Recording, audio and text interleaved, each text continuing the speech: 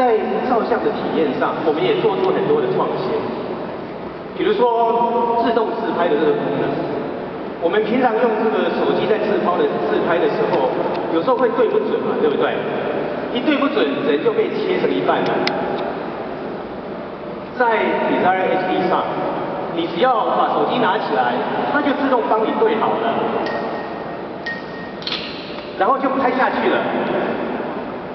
你连对都不用对。Desire HD 也搭配了杜比的环绕音效，消费者有100多万首的歌曲可以下载。最棒的荧幕，结合了最棒的音效。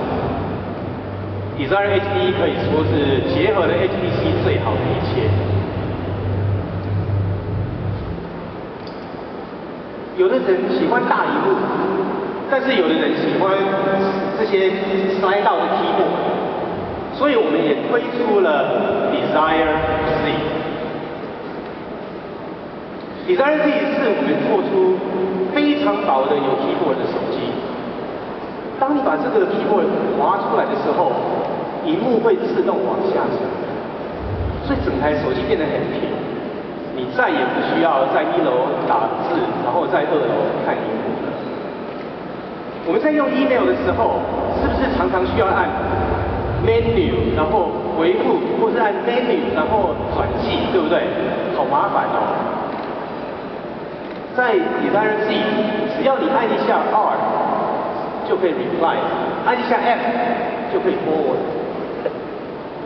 键盘的使用的一些小细节都被考虑进去了。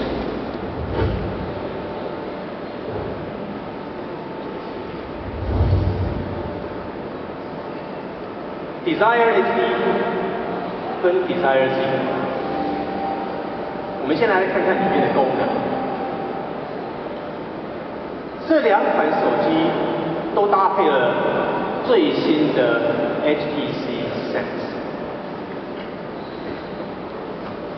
去年我们推出 HTC Sense， 让手机的功能跟体验变成更简单、更直觉。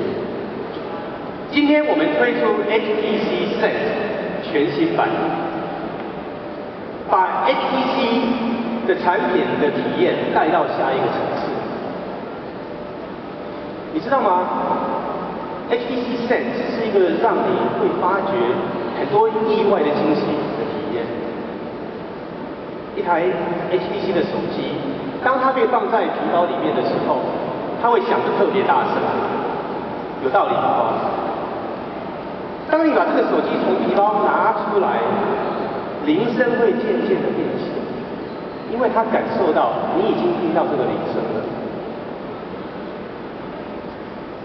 你在开会，手机突然间响了，20个人全部都瞪着你，你把手机翻过来，声音就不见了。你如果要接这通电话，当你要按那个绿色的接听键的时候，你会注意到在 Caller ID 上有对方的 Facebook 的更新，所以你的第一句话可以是 Happy Birthday。